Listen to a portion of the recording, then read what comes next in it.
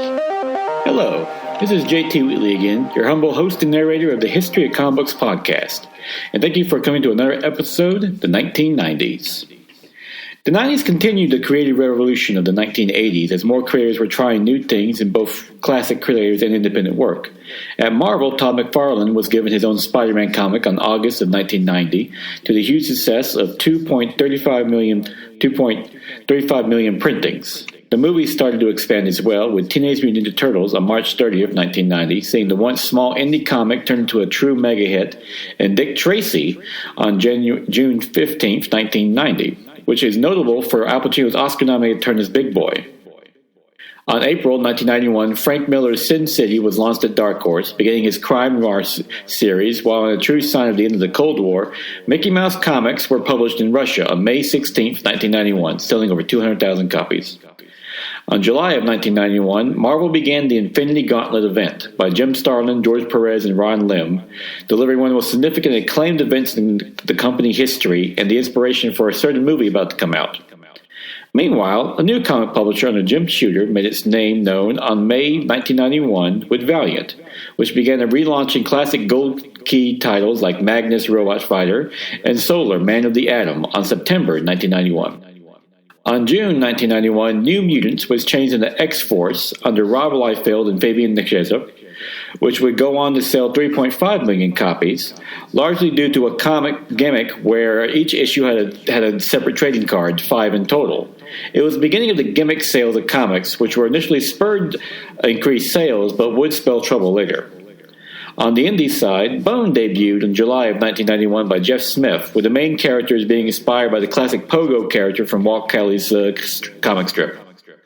On July 22, 1991, Marvel went public on the New York Stock Exchange and continued with gimmick covers, with Silver Surfer number 50 on June 1999 with a cardboard silver foil cover, Ghost Rider number 15 with a glow-in-the-dark cover, and Wolverine number 50 with a die-cut cover. Then, on October 1991, X-Men launched with Jim Lee as the artist and 5 different covers, resulting in 8.2 million issues sold. Even DC got on the gimmick covers with Robin number 2, which featured multiple hologram covers. Then, in 1992, the comics world shook when the premier talent at Marvel, upset over contracts and their share of the profits, formed Image Comics, with Youngblood by Rob Liefeld launching on March of 1992, followed by Spawn by Todd McFarlane of May of 1992, and then Wildcats by Jim Lee in August of 1992. They would soon be followed by other Marvel talent by Jim Valentino with his Shadowhawk, Eric Larson, who created Savage Dragon, Wiles Porticio, who created Wetworks, and Mark Silvestri, who created Cyberforce. The company was initially successful thanks to some excellent issues and, of course, cover gimmicks. However, it soon suffered in sales due to inconsistent release schedule, as the founders soon learned that running a company and being a comic book artist were 2 full-time jobs. They were trying to do them both at once. Meanwhile, Valiant continued to expand with Harbinger in January of 1992, Exo Man-O-War on February of 1992, Raw on March of 1992, Shadow Man on May of 1992, Archer and Armstrong number 0 on July of 1992, and Eternal Warrior on August of 1992, and all was tied together with the Unity Company crossover event. On June 6, 1992, Batman Returns, the sequel to the mega hit Batman, was released in theaters, and though not as critically or financially successful. More significantly, though, was the premiere of Batman the Animated Series in September of 1992 by Bruce Timm and Paul Dini. A brilliant mix of writing, voice acting, and animation, the series was drawn on black paper for a more stylized look. It considered by many to be one of the finest adaptations of a comic book ever, with many considering it one of the best cartoons of all time. I personally think it's the definitive version of Batman myself. And was so successful it spawned its own movie, Batman Mask of the Phantasm, on December 25th, 1993, along with the entire DC animated line. Meanwhile, on January 1993, DC killed off Superman in Superman number 75. Initially, this issue was supposed to be when Clark Kent and Lois Lane were finally to be married, with their engagement having been announced back in Superman number 50 on November of 1990. However, when the AB series Lois and Clark: The Adventures of Superman was announced, it was decided they couldn't be married just yet. Therefore, it was decided to just kill them instead, with the full intention of bringing them back. which occurred in Superman of 1982 after the Reign of Superman story arc. Nevertheless, it ended up being a national media event and a huge success for DC, who decided to try the same thing with Batman. Beginning in Batman Vengeance of Bane on January of 1993, the Nightfall storyline was set up throughout the various Bat titles, leading to the villain Bane breaking Batman's back, and Batman number 497 on July of 1993, and Azrael John Paul Valley taking up the mantle of Batman in number 500 on October of 1993.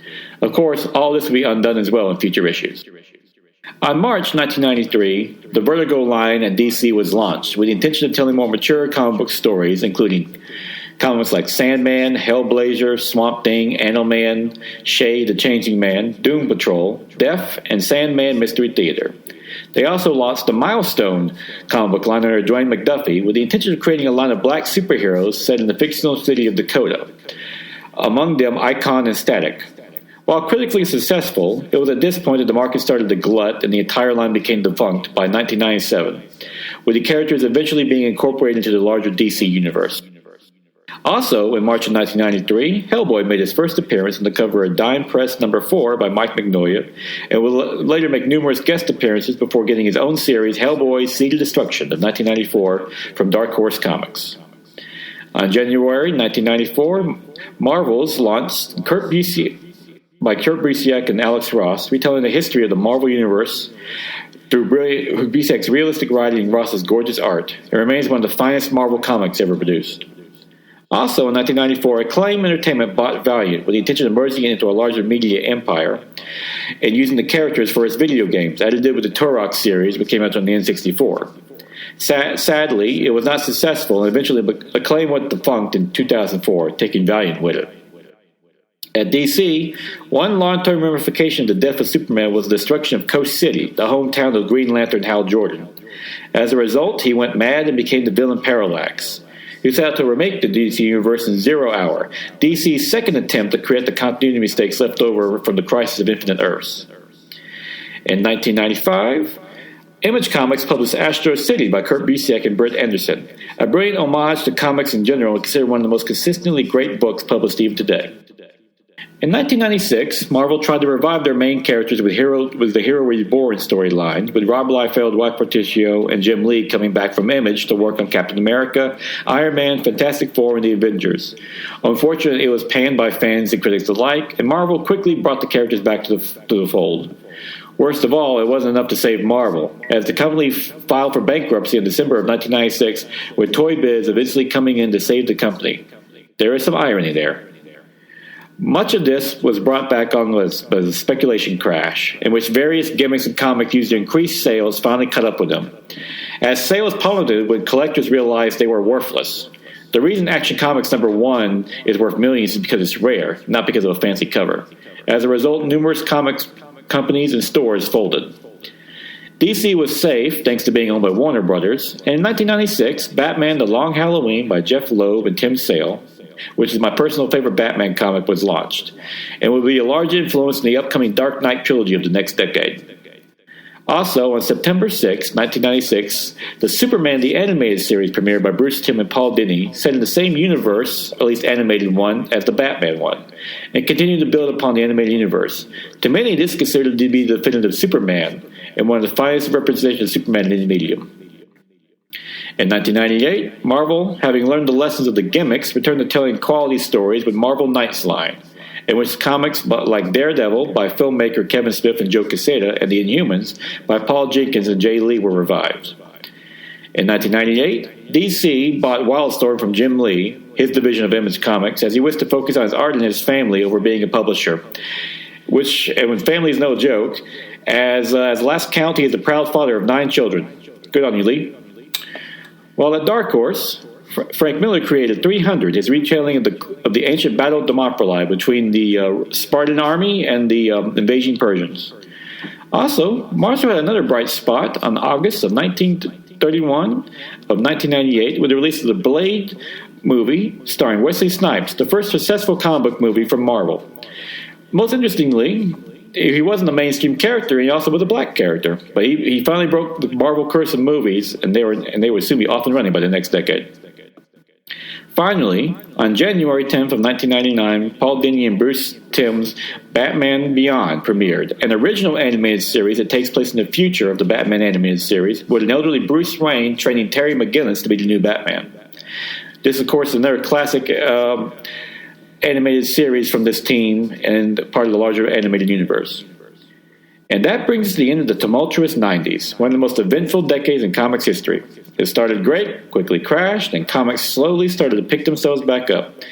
Battered and bruised, they would limp into the next millennium, which started in 2001, not 2000, learn to count people, where the industry would slowly recover.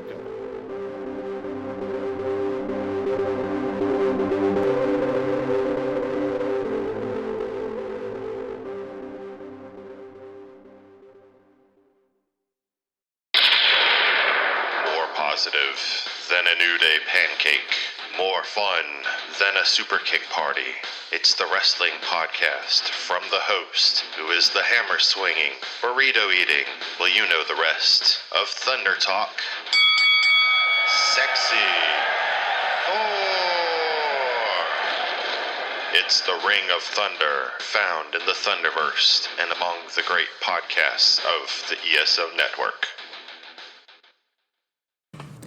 And now is May 23rd, 2024, time for the favorite comic of the week.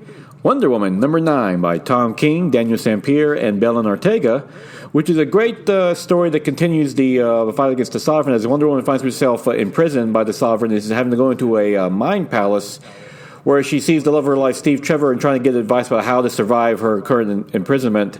And meanwhile, the backup story has her daughter Trinity dealing with the fact that her brothers Jonathan Kent and Damian Wayne have been turned into corgis. This is just a great 1-2 punch of stories right here. This really, Tom King, while this series has been up and down, this issue really stands out as he really shows off why Wonder Woman is such a great character and why she stands alongside Superman and Batman and how resolute she is in her beliefs and how strong of a fighter she is. And it's great to see her paired with Steve Trevor. It really plays off their relationship. It makes you really hope that while we haven't got the exact, the origin of where Trinity came from, is she adopted or she's Diana and Steve Trevor's daughter, I'm really hoping for the latter because hey, Superman and Batman have kids now. Why can't Wonder Woman? Finish the Trinity off with Trinity herself, her daughter, which is so great. And the art of the main story by Daniel Sampere is absolutely gorgeous, from all the different dream sequences that Wonder Woman goes through to, of course, just her depiction in general, is that Wonder Woman is shown to be strong yet beautiful. This is not some skinny waif. She's a powerful woman and looks just but looks gorgeous at the same time. And of a particular note, this is a subtle but important point. She's taller than Steve Trevor, which is very important too. And then the backup story is just hilarious. It's great seeing Trinity trying to take care of her brothers who've been turned into corgis. It's a hilarious little issue. Matched perfectly by Ortega's more cartoony art. And Trinity's fast become my new favorite character in the DC universe. She's so fun and sweet, and you really just love her. And hopefully we see more of her after this run from Tom King, because she's just so great. And like I said, I hope she turns out to be Diana's actual biological daughter. But that'll be fantastic and a great new addition to the DC universe. And with that, we will conclude this edition of the Archives. Join me again next week for the concluding of the first run of my series, the basic spine. We're doing the archive for that end, and then we'll probably do some more archives after that. Still hard at work on some episodes. I've gotten too about being a perfectionist, especially with the current subject I'm doing. I need to tone it down a bit, try to get faster, because I'm looking back at these old episodes like, wow, I worked a lot faster, but then these episodes are kind of light. So maybe try to balance it out a bit more, see what we can do. But till then, we'll be churning out the archives till then. And until then, go out and enjoy yourself with the comic book, and definitely start picking up Wonder Woman now, because Tom King's really killing it.